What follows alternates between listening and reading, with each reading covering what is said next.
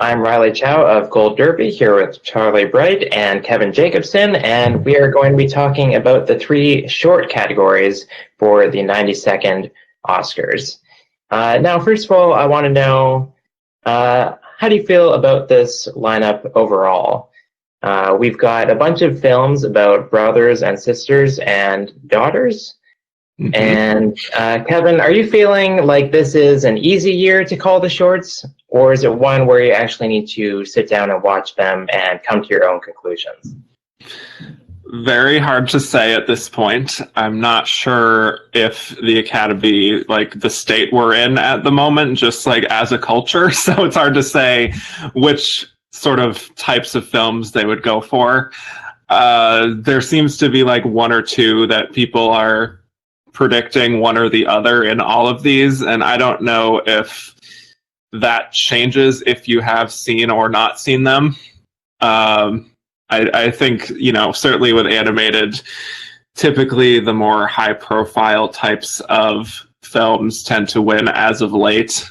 Last year with Bao, Pixar, obviously, it was very well seen. And same thing, I think, this year with Hair Love and Kit Bull, both of which have a real emotional component to them that's very straight down the middle, more so than you could say for the other three, which are a lot more art housey feeling. But on the whole, there's still a lot of sad, hopeless films here. And yeah, hard to say if any of them will actually take this when you have nicer options, basically. As much as you can call something like, for example, learning to skateboard in a war zone more of a nicer option than the other very hopeless films. So, yeah. And Charlie, are you confident in your predictions? Oh man, not especially. I mean, with the animated short category feels a bit easier. It's just it's kind of tough with those top two contenders, which we'll get into in a little bit. But documentary and live action, I kind of feel confident in, but I do see like the path, the lanes for some of these other shorts to possibly ride up and possibly win if they're successful. Yeah, I thought this was going to be an easy year to call, and then I watched the documentary shorts, and now I am open to suggestions. So we'll start with animated short. So the nominees there are Daughter, Hair Love, Kit Bull, Memorable, and Sister. Kit Bull is from Pixar. Hair Love has a lot of high-profile producers behind it, like Jordan Peele and Gabrielle Sidibe. Is that the one that you're going with, Charlie? I haven't changed my predictions in a bit, so I need to do that. But I think I have Kit Bull right now, and I think I'm going to switch to Hair Love. It's a really tough one. They're both very strong. They're both very they both tug at the heartstrings in the ways that you would expect them to. I just think that because Hair Love, even though the Academy sometimes prefers shorts about animals, this one has such a heart to it about and explores this issue of beauty in the Black community in such a beautiful, heartfelt manner that it almost feels kind of undeniable. Even though like once you start watching it, you're like, okay, this is going to like deliberately pull at the heartstrings, but it still just works. Yeah, that's more or less how I feel as well. Hair Love was the only animated short I had seen before the nominations, which I don't think is totally different from a lot of people's situations, because it was a very high-profile animated short. It's Sony Picture Animations, and there is a visibility to it that I just feel like, the Matthew Cherry, he's very visible in sort of, the Oscar luncheon, for example. He's taking pictures with everybody. He's really campaigning for it. He's the one who created it. And it just is, again, going back to the straight down the middle thing. It's very easily accessible. It's solid animation and does have a nice ending that you do feel like it could be manipulative, but indeed it sort of feels authentic enough. But Kit Bull is very much a threat because of the cute animal factor, even though it gets into some dark territory there that is quite alarming. But I don't know. It's more family friendly, which is another thing that tends to win here. I do think that the other 3 animated shorts might just split the vote. Like I said, sort of art house feeling, stop motion animation, very, very dark and adult feeling. And I don't know how that's going to go down. Kevin, you said that you had seen Hair Love before the nominations. Is that because you saw it when they were showing it alongside the Angry Birds movie too? I did not go to see Angry Birds movie 2, but I did see it online. Posted, it was when it first came out, it was all over Twitter, people retweeting it and all of that. So yeah, but it's been very visible. I didn't realize there was an Angry Birds movie 2. But well, they also they proved a couple of years ago they do like to go somewhat. They in the recent years, not just with the Pixar films, but they've been more populist, especially like with a couple of years ago with Dear Basketball winning. Now the athlete is not involved in this, is not as integral as as tied to Los Angeles as Kobe Bryant was. But I mean, it's definitely a high profile one, and it definitely, and like Kevin was saying, the amount of buzz it was generating on Twitter is definitely in this newer age of the Academy is definitely a plus. Yeah, I had seen 3 of these 4 nominations. I tried to watch as many as were available to the public online.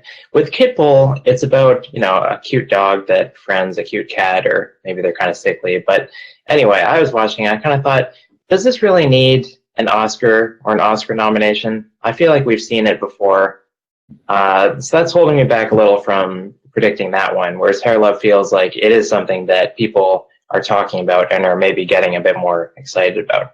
The other one that I saw before nominations was Sister, and that one I immediately wrote off because it's kind of almost borderline anti-choice. Did you guys have that response? I actually talked to Sichi Song, the director of it, and she clarified to me that this is not a movie about abortion. It is not about that at all. It's about the policy in China and how she felt growing up in the one-child policy when she lived in China. But I mean, it does kind of give off that feeling a little bit. And if you don't seek out that information or any perspective from the director, that can definitely be an opinion you end up walking away with from watching that movie. Yeah, it tackles the one-child policy in China. Hopefully Oscar voters are familiar with that. You never know, but well, they didn't nominate the documentary about it, so exactly. So that's why I'm like, I don't know, but I think it could resonate even with it being in Chinese, just because it does get at a very sort of, I guess, universal message and feeling about siblings and that very specific bond. But yeah, it could very well be misinterpreted. So. And then we've also got Daughter, which won the Student Academy Award. And we've got Memorable. Memorable reminded me a lot of Late Afternoon, which we saw, I believe, last year. Mm-hmm. It's another one about dementia or Alzheimer's and how you deal with old people who get that diagnosis. I found last year's much more effective, but I have heard other opinions on that. You guys feel that it stacks up to Late Afternoon, and is it a negative that one did not go on to win? Yeah. I think it is a negative that it didn't go on to win. Yeah. Because as much as I'm trying to think, the Oscars have the short film categories have not been very friendly to not just animated but even live action films that deal with people having dementia. I'll never forget a couple years ago when I was watching the live action short films in a theater, and one of them was this movie called Henry. It was a French Canadian movie, where this guy is just very confused. And then you find out that he has dementia and, he doesn't recognize his own daughter. And I was sobbing at the end of it. And then I was like, oh, I wonder what other people are saying about this. So I was looking at other live action analysis of the live action race. And everyone was like, oh, this one's the worst. It ain't going to win. And so I'm just like, okay, my reading is entirely off on this whole thing. So I kind of view that as like, I guess enough Oscar voters view it as maybe they do view it as a manipulative type thing. But those films keep on getting nominated, though. So, well, I definitely found memorable to be very memorable. I found it to be very haunting, sort of in the way that it feels like this was the only way to tell this type of story with the animation the way it was, and sort of the fogginess of that experience. And it kind of affected me the most emotionally, but then again, so did Late Afternoon last year. So I guess that's just a theme with me as well, that I just sort of I resonate with that because, I've dealt with family that's gone through stuff like that. And I don't know if it's too close for comfort for some people, it's an older Academy. You never know. I think it's the most striking visually, but I think in general, we kind of write off the more adult-themed options in this category. I think they like lighter stuff, cute animals. Definitely. Yeah. The fact that even a movie like World of Tomorrow couldn't win, which breaks my heart so much that that's still lost. Don Hertzfeld, we love you. Best animated short of the decade. Yeah, I would argue that. Yeah. So what are we actually predicting here, though? Oh, okay. I've got Hair Love. Yeah, I did too, but Kitbull is pretty close. I don't think the others have a shot. That little kitty was so cute, Kitbull. I loved it. I am Team Cat all the way, so that just made me happy. All right, so we'll move over to live action short. We've got Brotherhood, which is the front runner. It's from the same producer of Fauve last year. We have NEFTA Football Club, which I kind of view as the lighter option in the category. It flirts with very bad things happening, but they never really do. So that works out. Refreshing. Yes. Yeah. Especially with children. Last year I think pretty much all nominees dealt with children in extreme peril, and usually they didn't come out of it. I was ready for something to happen. I was fearing the worst when just from reading the description of it, I'm like, oh god, this is going to be the worst thing ever, and I was so pleasantly surprised by it. All right, let's dive into that. Do we think that it being easily the lightest option in the bunch, will that work out? I mean, a few years ago, I remember when Stutterer, which was about this kind of quirky young English guy trying to pick up a girl, beat out all these, other nominees, probably about children killing children and that kind of thing. It's the apple in the bag of oranges, which works because there might be vote splitting among the heavier nominees, and it also works because it's refreshing. Well, I know people were definitely saying that about Marguerite last year in this category. That did not end up happening. It went to Skin, which was very dark and very upsetting. In a literal sense. Yes. Well, anyway. But with NEFTA Football Club, definitely the most entertaining for sure. A little all over the place for me, but very fun, if only for the image of a donkey wearing red headphones. I mean, just vibing, I should have caught on to the feel of that movie a bit more when the two adults that we see are saying, you played Adele, right? And I said, yeah, I played Adele, Shaggy Adele. And he's like, no, you're supposed to play Adele. And I should have known from that moment that this was going to be a much lighter movie. But still, by the end of it, I was still fearing the worst. And I think part of me thinks that the filmmaker must have known that that's what people would be thinking about it, watching it. And that's, I think, what actually makes the ending work so well. I don't predict it to win, but I think it's actually probably a strong number 2. Mm-hmm. Yeah, it's ranked last in our odds, which I think is probably just random. People haven't seen it. For me, I kind of, in general, though, that's where I kind of rank these lighter options. Last year we had Marguerite. The year before, what did we have? We had the 11 o'clock. I find that these lighter films, I think it's actually easier to dismiss them because they're so light. You don't really take them as seriously. But I think it stands out kind of in a bad way. This one, though, I'd rank closer to the middle. Charlie, you mentioned, just wondering about what's going to happen by the end of it. With Saria, I actually expected that one to go in a much more positive direction. I had seen the trailer. I thought it was about, this kind of heist escape with these girls getting their freedom. It turned out it was not about that. It was based on a tragic true story. So that one ended very suddenly. And does that have any hope in this category?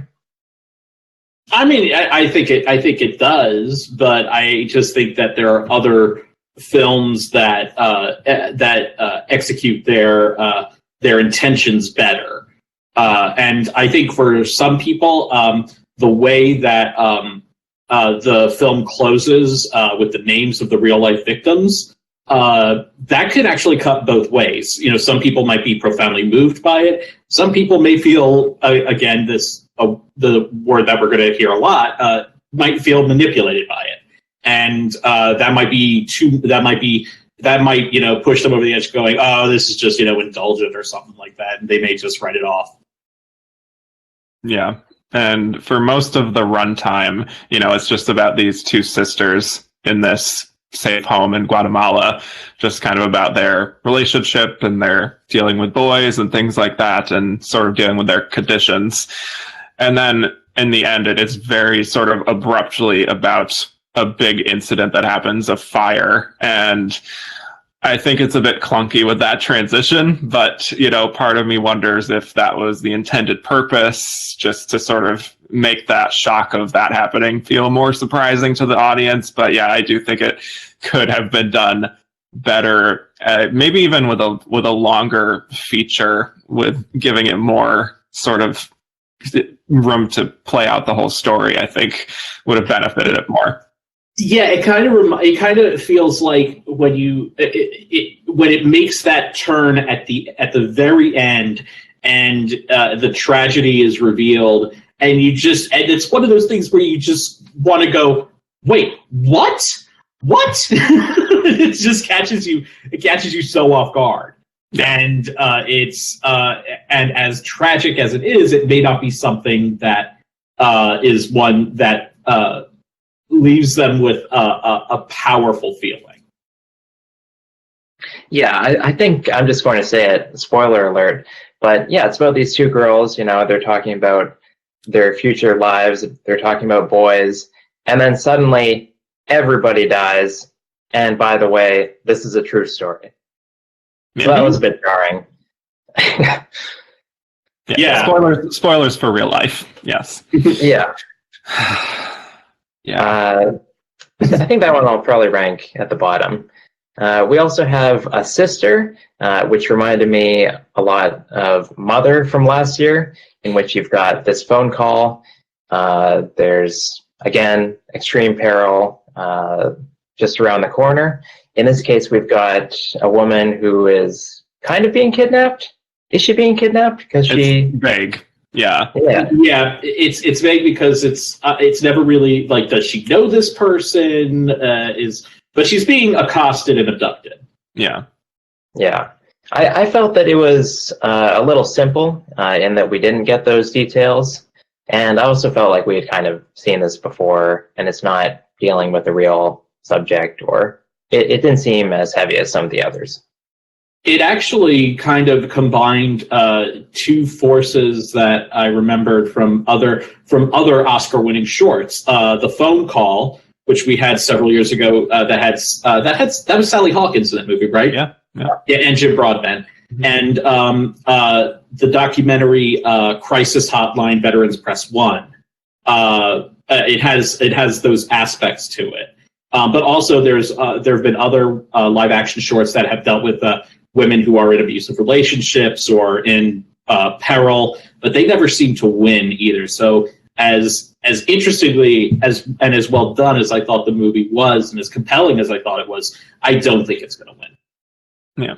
I really liked it. I enjoy these kind of tense sort of suspense types of films, but I did see someone in a review say that this feels more like a scene rather than a complete film, which I can sort of understand, but I don't know. I found it very gripping and I think it sort of speaks to a real fear that women have to sort of face this difficult situation with a man. I think there's something there, but again, it might not be as essential feeling as these others. And it's interesting. We have had some stories in recent weeks about codes that people in danger will use when calling emergency services. Like if you call 911 saying, "I want to order a pizza," and that's supposed to be like a signal of distress, essentially. So I think it does have resonance, though, and I don't think it can totally be written off. I will say also the short was, like 18 minutes or something, and she spends 15 minutes straight in a phone call, and the kidnapper is not as suspicious as I thought he should be. Yeah, I kind of had that feeling, too. Yeah. All right, so the one that I am actually predicting, which is not favored in Gold Derby's odds, and I actually feel quite confident about this, is The Neighbor's Window. And that is directed by Marshall Curry, who has been nominated a few times for different documentaries. He's been nominated, I think, twice in the feature category, and then he popped up last year with A Night at the Garden in the short category. Surprisingly, this one is not based on a true story at all, but it seems to me to be the most accessible, the most complete story, where it comes kind of full circle at the end. The characters learn, I guess, valuable lessons about their lives. And it's also American. It's in English. It stars Polly from Orange is the New Black. Yeah. So this one is an easy call for me. Yeah. Maria Dizia. Yes. Yeah. It's not, I would say that by the end, it might not be the most unique and earth-shattering lesson that we get sort of in the end, just the idea of like the grass is always greener on the other side, but I still really enjoyed it, and it is a nice ending that doesn't leave you feeling hopeless, so it has a strong chance. I agree, it sort of does have that complete feeling, and it does have the benefit of being the only English language film here, right? So that tends to win more often than not. Unfortunately. Yeah, I don't think I don't usually view it as the one thing that I look for, because it seems like they can go anyway. Sometimes they'll even in the animation category, sometimes they'll go with something that is foreign over something that's American made and in English. I was just so. I feel like it could have been drawn out a bit more, but I did really like it, though, still, when it makes that turn about this the couple that lives across the street from this family that can see into their window. I was kind of just like, wait, what? Huh? But they're really doing that? Okay. Yeah, so I liked it, but I mean, I can understand the logic that you're using for it, though. Yeah, it does seem a little emotionally manipulative. It's not the most polished thing. I don't think it would ever show up if it in the Oscars if it were a feature-length film about the same subject. But I think for the short category, I think they'll go, yeah, that was watchable. Yeah. I enjoyed it. Are you guys going with the frontrunner Brotherhood instead, which is much darker and more foreign? I actually am going with The Neighbor's Window at the moment, just for the reasons stated, but I do think Brotherhood is very much in the hunt there, just because that is another one that feels like it sort of wants to be a feature-length film of itself and could have been. Strong, very, very strong cinematography, visual sense is very strong, and just for those who don't know, the premise is of this father in Tunisia who's sort of grappling with his son coming back with a Syrian wife. Lots of tension there. Narratively, I wasn't as crazy about sort of how it proceeded, where his son just sort of lets his father say these horrible things about him without really clarifying anything or fighting back. But again, it's very strong on a visual level and very impressive performances all around, especially from the father, and a very impactful ending where the father is on the beach calling out his son's name. And yeah, I can see where the frontrunner-ness of it is, but I was incredibly heartbroken by that movie. But in a way where I was so invested in it that the ending left me heartbroken. And whatever the effect the filmmaker was looking for, it had it on me. So and the interesting thing was after I watched all these shorts, I actually went online to see if there were any like articles of people who have actually watched the shorts and what their ranking and what their rankings were. And every article I found on the live action category said that they were saying this is the best. Brotherhood is the best of the five, and it should win. Wait, Charlie, when you say every article, do you mean like all two that are online, or? There were 3. Yeah, but I mean, I you would think like with I would normally think that you would usually get like everyone having their own thing, and it would just be kind of random.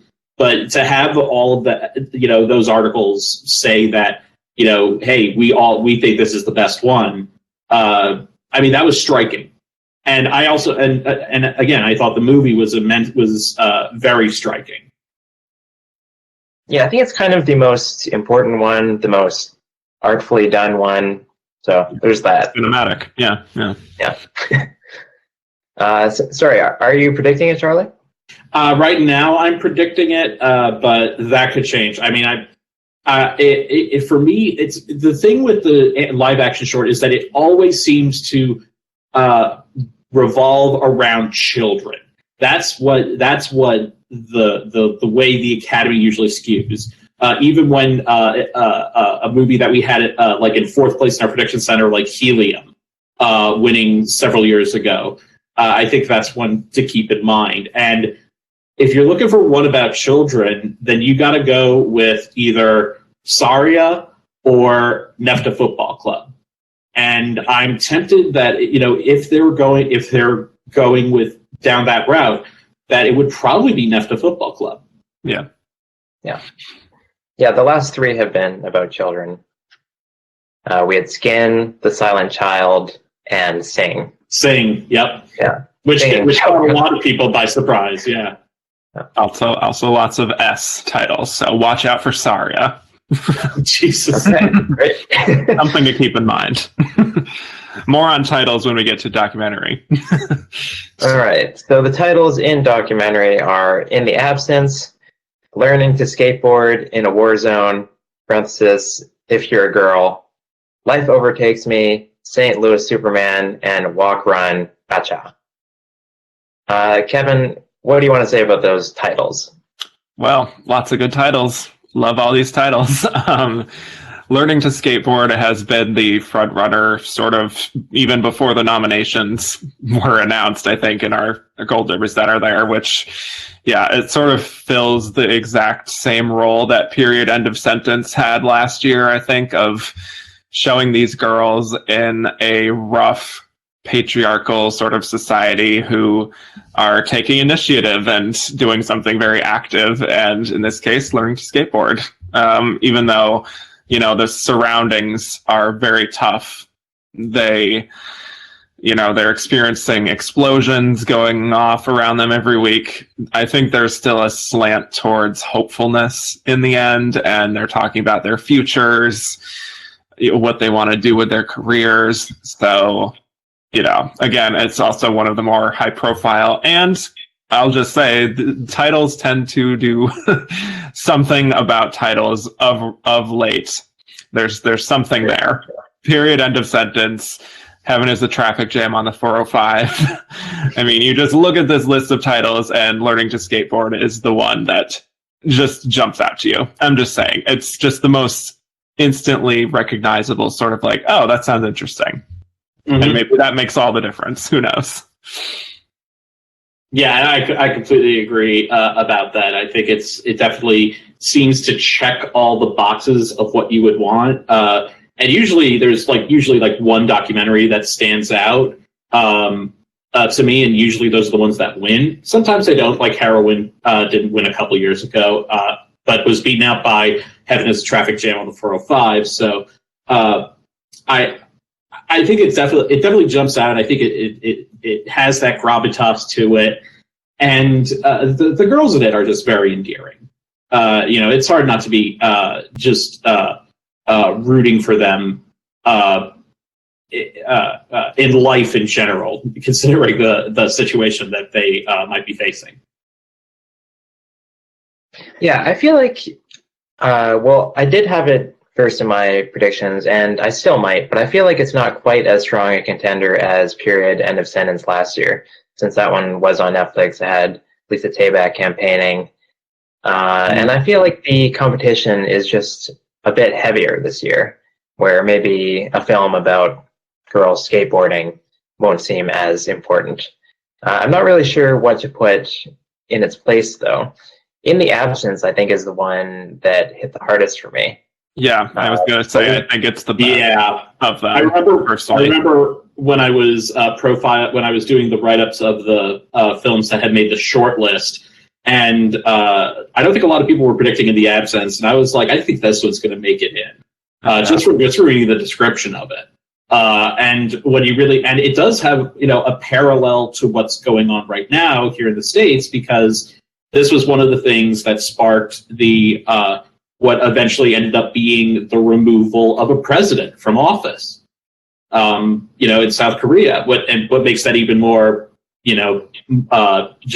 astonishing is that, South Korea has only been a democracy for less than 50 years. So, for them to have done this and had a peaceful transition of power is quite astounding. Yeah, I was very enthralled by it. It's, for those who don't know, it's about the sinking of a ferry in South Korea in 2014. A bunch of children died, and it's sort of about the investigation into what happened, the corruption of the government and not providing aid at the right time. Incompetence, yeah. Yeah. Honestly, I, again, would have watched an entire full-length documentary about this. I think it's so fascinating, so well-produced. And yeah, it made me want to learn more about it, which I feel like all of that adds up to a contender that we cannot count out. I would say that would be the alternative. How have I know that there's in the feature category that there has been sort of like a bias against films using archival footage. Do we know if that's played a role in the documentary short category, or do we know that off the top of our head, or? Well, just looking at the recent winners, like, there aren't a lot with archival footage. Mm-hmm. Yeah, it is more about, active interviews and characters and living subjects and that kind of thing. But at least some of them get nominated. Like A Night at the Garden last year was literally all archival footage. So there's a little less of a feeling about that in this category, I guess. A little bit. Yeah. Yeah, this one, I feel like it just kind of reminded me of all the documentary shorts we've seen over the years of ships, and those ones never win. That's true. And also, usually the films that make me the angriest because of the injustice portrayed, those are also usually not the ones that actually win. It's usually something more uplifting. So that's why I'm a little bit hesitant to predict In the Absence, but I do want to look into if there is just consensus that everybody thinks it's the best. Because I remember a few years ago when we were all predicting what was it? It was Claude Lanzmann, just because it was the one about the Holocaust. And then, yeah. And then we started, kind of all talking amongst ourselves, and we all agreed, no, actually, A Girl in the River, that was superior filmmaking. That was the best option in the bunch. So I wonder if there's just something like that. Maybe it can overcome how it's not uplifting. The lightest option in the bunch here is Walk, Run, Cha-Cha, which ends with, what was that, like a 5-minute dance sequence? Yeah. Yep. That one is kind of like I said in the live action short. I think it's just too light and it can be easily dismissed. I think it was very charming. I thought it was very charming, but again, it's about this very cute older couple who grow up in Vietnam and they are reunited in the U.S. Learning to dance, learning the cha-cha. Definitely the least essential, I guess you could say, of the because it is a beautiful story, but it might not have the capital I important factor to it, or like the call to action sort of thing. It's just this very specific, cute little story. But again, I don't see a huge push to vote for this over all of these. Some categories can be won by films where at the end of it you go, "Oh, that's nice." Yeah, and sort of like animated short, like animated short, even Best Picture. I would say. I mean, that's I really that was a big thing that propelled Green Book last year. Was people at the end, some people at the end of that movie going, "Oh, that was nice. That was a sweet movie." But documentary short is just never one where that seems to happen. Yeah. And as very heartwarming and as wonderfully enchanting as the couple were, they are so fun to watch. I don't think it's going to have that oomph to take this category. The second in our prediction center is St. Louis Superman. That's the only other one that has hundreds of people predicting it. That one I could see having an advantage because it is so American. Yeah. He's a senator. He's in the Missouri House of Representatives. Bruce Frank. He was. Yep. He was. Yeah. Right. Also ends on a surprising downer. But yeah, it's about racism. It's about very important themes, gun control, politics. Youth violence. I wonder if people could feel that hits, closer to home, and they'll want to support it. Maybe kind of like how I'm predicting The Neighbor's Window in live action short, because it's maybe the most relatable. Yeah. Recognizable. I think Bruce Franks might have some notoriety, and they can also easily just campaign themselves, easier than these others. Let's say. But a very compelling figure. Yeah, I would have liked to have seen it go even more in depth with it, but certainly very fascinating central person to follow. And like you said, I think I actually did some reading up on Bruce Franks after I saw this movie, and when you read more about his life and like how and like the specifics of how he got into politics, that alone could be a feature movie. Mm-hmm. And it's really he's such. I think in this, especially now here in America, where so many people are thinking to themselves about things like, is a person electable? Is this the type of person who can win an election? You have this guy who was a battle rapper and a true grassroots activist who took on entrenched powers and actually came out on top. It's the one of these documentaries that has just the one central character on it. It's about him and his quest for justice in his community and fighting for it against seemingly impossible odds. It's really striking, and I think it has the most clear rooting factor of all the nominees. Yeah. A vote for the film is sort of a vote for him. Yeah, I mean, who doesn't want to see him up on the Oscar stage? That would be amazing. Yeah. I was surprised too in the film when things actually worked out. So there actually is some optimism, some hopefulness. Mm-hmm.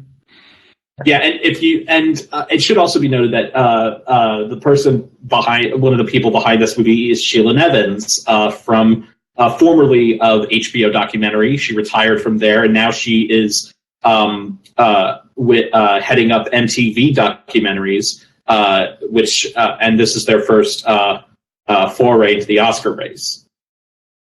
Yeah, it's amazing that we've got MTV in this race, and just ahead of them in our odds is Learning to Skateboard in a War Zone, which comes from Lifetime. I did not see it coming. We have MTV and Lifetime, but no HBO. And HBO is like a regular presence in this category. But we have Netflix, which is our final nominee. Good transition. Yeah, Life Overtakes Me. It wasn't until you said that. Sorry. You weren't responding, so I didn't know if you registered. Regardless. All right. So, yeah, incredibly sad. Refugees with resignation syndrome. Which is something I had never heard of, but readily available on Netflix for you to watch. I would have liked to have seen, again, a little more detail and expanding it out just a little bit more, either just by talking to doctors more or, whatever. But still very, very harrowing and a little bit, again, I hate to use the word again, but hopeless for a lot of it. And I don't think it's going to have that same sort of rooting factor as others. Yeah, it's gonna be a tough one to win. It is very good, and I actually think I don't think it's actually fair to say hopeless, because I actually think it's more of a mix. It's definitely not happy-go-lucky, but it is more of a mixed bag towards the end of it. Right. But actually, from talking with filmmakers, I actually found out that not only did the one girl come out of her resignation syndrome, the boy in it actually has recovered quite well as well. Unfortunately, you have the other girl; her sister is now falling into it. So, yeah, it is just, it is a hard watch. Yeah, I cannot believe this is a real thing. Netflix, I think, gives it a bit of a leg up. But yeah, maybe if there had been a bit more hopefulness. I find also with watching this category, I often wonder, would this have been better served as just a segment on 60 Minutes? Or did it need to be expanded into this, 40 minutes, which is as high as they can go in this category? So this one, I'm not so sure. But yeah, this is another one, like In the Absence, that had me sobbing. So. Yeah. And so I think the ones to watch out for in this category are In the Absence, Learning to Skateboard, and St. Louis Superman. Bingo. Yeah. I think so. Yeah, but I am predicting Learning to Skateboard right now. Yeah. All right, I'll go with that too, and we'll see where I am by the time that the Oscars actually happen, which is very soon. And do you guys have any final thoughts on the shorts? I would say I always recommend watching them. I think they're one of the more fun elements of following the Oscars every year and getting to that stage is, seeing these movies that aren't really part of the discussion throughout the season, and to just recognize sort of the quality that's coming out of more often than not, especially this year, from countries other than America. So I always appreciate that about watching these. And they're in theaters, I believe, so head out to your local indie theater. And I'd also recommend don't just watch the nominees, but also look for the short lists and look at and seek out the films that didn't make it, because you might find something that might be really interesting. There's one documentary that I